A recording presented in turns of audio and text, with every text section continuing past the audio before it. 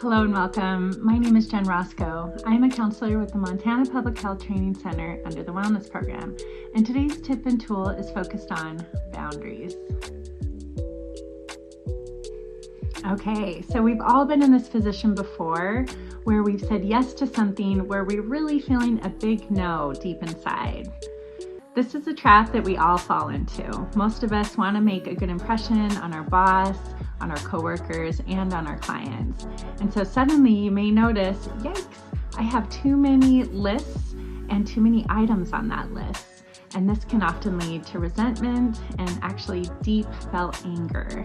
So how do we shift this, and how do you move forward in creating a boundary?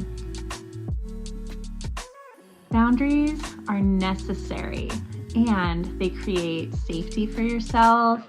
They're helpful to your own well-being, and they create limits. So just notice, how do you actually feel about boundaries, and what is it that you may need to shift in order to do one?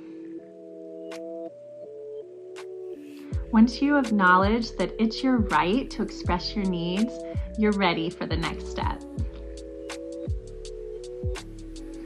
So the next step is checking in with your values and your priorities.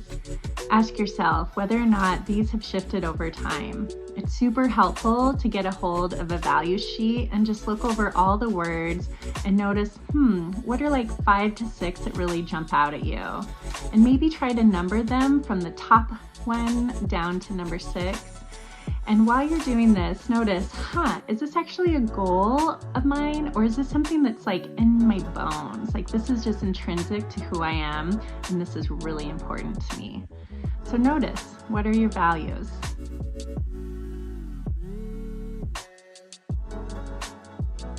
The super cool thing about understanding what your value system is that we actually usually operate out of our values all the time, unconsciously or consciously.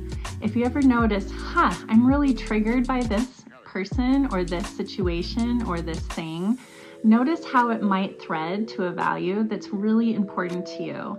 Once you know what your values are, then you kind of have a little secret superpower where you can choose whether or not to react unconsciously, or whether or not you're noticing, this is actually a value and I have a choice here of how I want to behave in this moment. So then, why? Sometimes our values can really inform our boundaries. Let's say, for example, that maybe you're a nurse, and one of your top values on the sheet is caregiving. So notice, you're rocking caregiving. You're like, that's your job. You get paid to embody that value.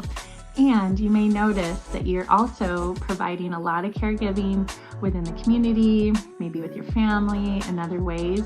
And you may be starting to get tired and develop compassion fatigue, or just starting to feel resentful that you're really carrying a lot of this weight. So just notice that sometimes our values can really inform a boundary that we need to make with ourselves. And once you notice that, I'm actually like really on the far end of this value and I'm starting to get tired, that's the moment when you can start to kind of tinker with yourself and change your mindset about how you can create a boundary to take care of your mental well-being.